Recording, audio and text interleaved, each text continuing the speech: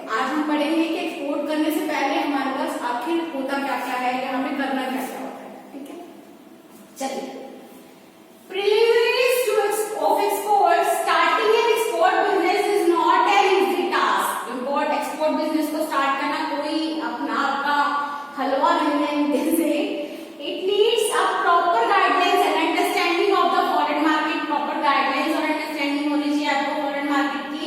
The base of every successful is proper planning and proper knowledge of all aspects of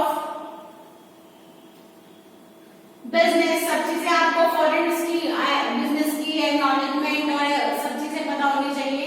so these are the preliminaries that one should consider before starting the export business.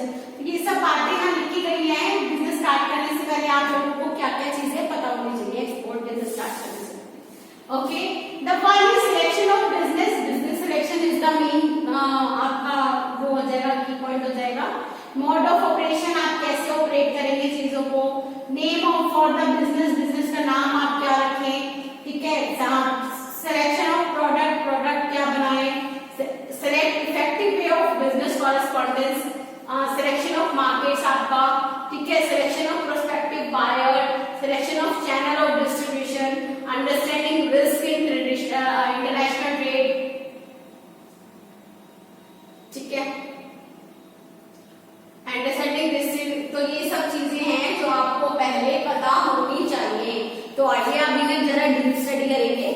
First of all, selection of business. The first and the most important thing for a prospective exporter have to decide about the kind of business for export. सबसे important क्या होता है कि आप किस चीज का के एक्सपोर्ट का बिजनेस करेंगे। वो ही नहीं पता तो एक्सपोर्ट क्या करेंगे, सोचेंगे क्या। तो मेन की है नहीं। तो चलिए, the proper selection of business will depend upon, किस पे डिपेंड करता है, ability of raise finance. Finance कैसे, कितना आप एबल है फाइनेंस रेज करने के लिए, कितने कैपेबल है रिस्क बेयर करने के लिए, capacity to bear the risk, desire to exercise control over the business. आपका बिजनेस आप किस तरह से कंट्रोल कर सकते हैं। Nature of regulatory framework applicable to you. ठीक है, आपका रेगुलर फ्रेमवर्क क्या है। ठीक है, नंबर 2 है selection of mode of operation. ना हमारा you can adopt, you can do export by many ways, like be a market exporter, या तो आप मर्केंटाइल मैन्युफैक्चरर एक्सपोर्टर बने, मैन्युफैक्चर करें और फिर उन चीजों का एक्सपोर्ट करें, या फिर आप खरीदें और फिर एक्सपोर्ट करें। तो आप क्या है, be a sale agent, commission agent और आइडेंटिटी एजेंट। ठीक है, या फिर आप उनके एजेंट बन जाए। दो ही तो चीजें होंगी। Then that's so simple. Please read it. Okay. Okay, मैं चलिए पढ़ देती हूँ। Be a manufacturer. By this you can manufacture the goods by your own and then export them. आप अपने आप goods manufacture करेंगे और उन्हें export करेंगे। और अगर हम सेल एजेंट या कमीशन एजेंट या आइडेंटिटी एजेंट बनते हैं तो by this you can export the goods on behalf of the other seller and charge him commission। और कमीशन चार्ज करेंगे, किसी और के लिए goods बेचेंगे। Next is selection of name of the business. After taking the final decision about the form of the business organization की form को decide करने के बाद आपका क्या मेन होता है, naming the business is an essential task for every operator. अपने बिजनेस को नाम देना भी एक एसेंशियल टास्क है आपका। The name and style should be attractive, attractive होना चाहिए, short होना चाहिए, मीनिंगफुल होना चाहिए और आपके नेचर ऑफ बिजनेस को इंडिकेट करता हुआ होना चाहिए। ठीक है, तो selection of product. Selection of product अब है आपका, it's important that you know the products you are selling. आपको आप क्या प्रोडक्ट बेचेंगे या जो बेच रहे हैं उसको जानना, उसको पहचानना सबसे ज्यादा जरूरी है बिजनेसमैन के लिए। ठीक है, so if you have a particular interest in certain product that you are familiar with, this will board you value when it comes to sell. It will be effectively targeting the right markets. The selected product must be in demand in the countries where it is to be exported. Besides, while selecting the product, it has to be assured that the familiar that you are familiar with government policy and लोगों को पता होना चाहिए कि आप कौन से product में डील कर रहे हैं, ठीक है। गवर्नमेंट उस प्रोडक्ट को कैसे देख रही है, गवर्नमेंट ने वो प्रोहिबिट नहीं कर सकता रखा एक्सपोर्ट करने के लिए बताया था मैंने आप लोगों को कि कुछ ऐसे हैं जो प्रोहिबिटेड या फिर रिस्ट्रिक्टेड लिस्ट में आते हैं गवर्नमेंट की, जो आप इंडिया से बाहर भेज नहीं सकते हैं, ठीक है। चलिए, as well as you should know import regulations in the respect of such commodity by the important countries, ठीक है। import export regulation आपको जिस कंट्री में जो कंट्री इंपोर्ट कर रही है उसकी भी पता होनी चाहिए, और अपनी जितनी भी एक्सपोर्ट रेगुलेटरीज है वो सब भी आप लोग उन सब बातों से भी नोट होने चाहिए, ठीक है। Select effective way of business correspondence. You must also keep in mind that aim of your business correspondence is not only to finalize the buyer's order but also to obtain necessary information about the buyer's expectation from your product, ठीक है। सिर्फ आपको buyer को product cell करना या फिर उसका order fulfil करना ही आपका ऑब्जेक्टिव नहीं रहना चाहिए, ठीक है। आपको आपका ऑब्जेक्टिव ये भी रहना चाहिए कि बायर आपसे जो चाह रहा था, जो उसकी वांट्स और उसकी नीड्स थी वो भी फुलफिल हो रही है, वो बायर उससे सेटिस्फाइड है कि नहीं है, ठीक है। तभी आपका प्रोडक्ट मार्केट में लॉन्ग टर्म स्टैंड कर पाएगा, ठीक है। अदरवाइज वन टाइम परचेज होगी और सेकंड टाइम आपका प्रोडक्ट कोई नहीं खरीदेगा, ऑब्वियस है ना ये। चलिए, the best way of correspondence is that you must use beautiful letterhead on airmail paper and good envelope, nicely printed, giving fully particulars of your firm's name, telephone, tallies and fax number etc, ठीक है। and your language should be polite, आप लोग polite होने चाहिए उससे बात करते time, careful होने चाहिए। you must consider the various factors like political embargo, scope of export, the selected product, demand stability होनी चाहिए, प्रेफरेंशियल ट्रीटमेंट होना चाहिए जो भी प्रोडक्ट आप डिलीवर कर रहे हैं, ठीक है। Market penetration by the competitive country and product, distance of potential market, ये सब टैरिफ वगैरह, non tariff, language problem, barriers, distribution infrastructure, size of demand market, expected life of span of market and product, ठीक है।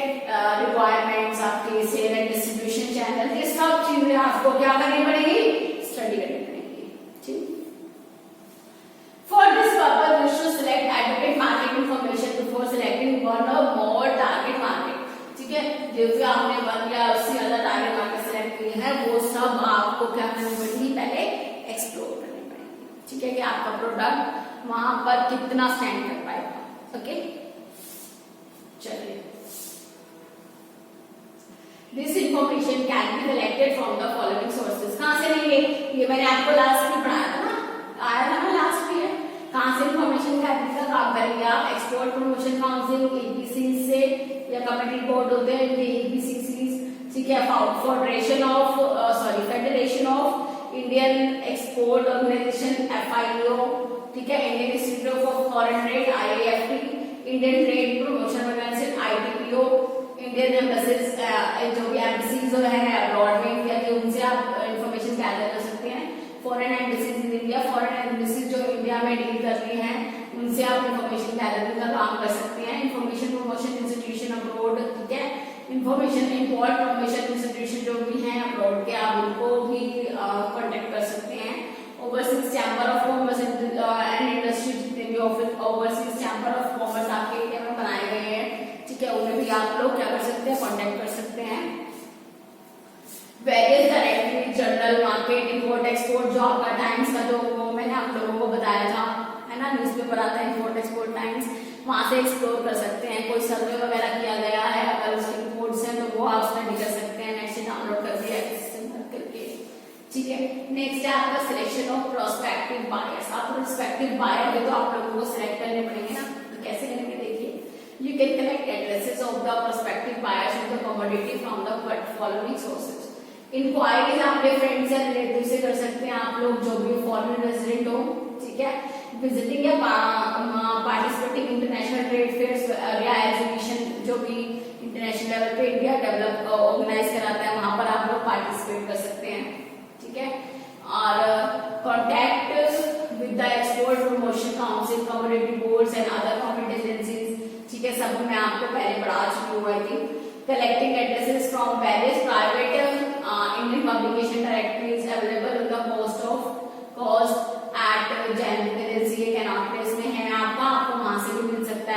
ठीक है, मैंने भी यहाँ पर फोन नंबर और फैक्स नंबर मेंशन करा दिए हैं, ठीक है। Collecting information from international trade directories, journal, periodicals available in the library of directorate of general of commercial intelligence, statistic, IAFT, EPS, ITPO etcetera, ये ऊपर बढ़ा दिया उन्होंने, ठीक है। Making contact with trade representative of overseas government of India, Indian trade and other representatives, international trade, ठीक है, development authority. तो यहाँ से आप क्या कर सकते हैं, सब अपनी अपनी क्या कर सकते हैं, सारी की सारी इंफॉर्मेशन सिलेक्ट कर सकते हैं और उनसे बात करके सारी मार्केट को आप लोग क्या कर सकते हैं, एक्सप्लोर कर सकते हैं, ठीक है। नेक्स्ट है आपका selection of channel of distribution, distribution channel को सिलेक्ट करना, ठीक है। Some of the channel of distribution in exporting business are as follows, ये चैनल दे रखे हैं सेम जैसे आप लोगों को agencies, councils, chamber of commerce, ये सब ओवरसीज बताए गए थे। तो ये एजेंसीज हैं जो आप चैनल डिस्ट्रीब्यूशन सेलेक्ट करने में आपका selection of channel of distribution selection में आप लोगों को हेल्प करती है, ठीक है। चलिए, some of the channels of distribution in exporting businesses, कौन सी हैं, export to export consortia, export through canalizing agencies, ठीक है, export through other established market exporter and export houses of trading houses, direct export कर सकते हैं, export through overseas sale agencies, ठीक है। After the selection of channel of distribution, you should negotiate with them about conflict, ठीक है। आप लोगों को उनसे बात करके अपना conflict स्टील करने के लिए, ठीक है, उनसे negotiate करना पड़ेगा। Finally, when you receive a confirm order for your prospective buyer, जब आपको finally confirm order receive हो जाएगा, you should proceed to enter into formal export contract। एक contract आपको overseas buyer से एक contract sign कराना पड़ेगा, ठीक है। An export contract should be contain any ambiguity regarding the exact specification of goods in terms of sale, including export price, mode of payment, storage, distribution, ठीक है, method, type of packing, port of shipment, delivery schedule, etc. ये सब चीजें क्या रहेंगी, ये सब चीजें उसमें आपको कॉन्ट्रैक्ट में मेंशन करानी पड़ेगी, ठीक है student. Understanding risk in international trade, risk आपको करंट रिस्क है, कैरेज रिस्क है, क्रेडिट रिस्क है, तो ये सब क्या है, उस तरह के रिस्क है, ठीक है। क्रेडिट रिस्क के लिए आपको मैंने बताया था किसमें ECDC में रजिस्ट्रेशन कराने के लिए बताते हैं, क्रेडिट रिस्क में वो लोग क्रेडिट को कम कर देते हैं, इंश्योर कर देते हैं आपका रिस्क, ठीक है। तो किसी भी तरह के रिस्क को आप रिस्क से अपने आप को बचाने के लिए इंश्योरेंस इज द बेस्ट, ठीक है।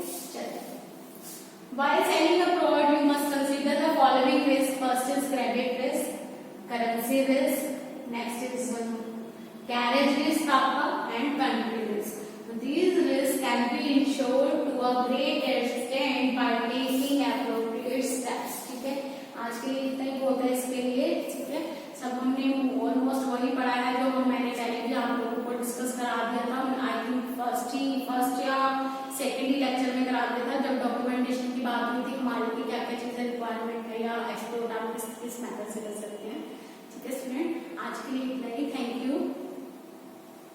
आप लोगों को अगर विजिबिलिटी की प्रॉब्लम होती है तो प्लीज चेक कर लीजिएगा, आपको डिस्क्रिप्शन बॉक्स में लिंक मिल जाएगा इसका, ठीक है। और साउंड की प्रॉब्लम है तो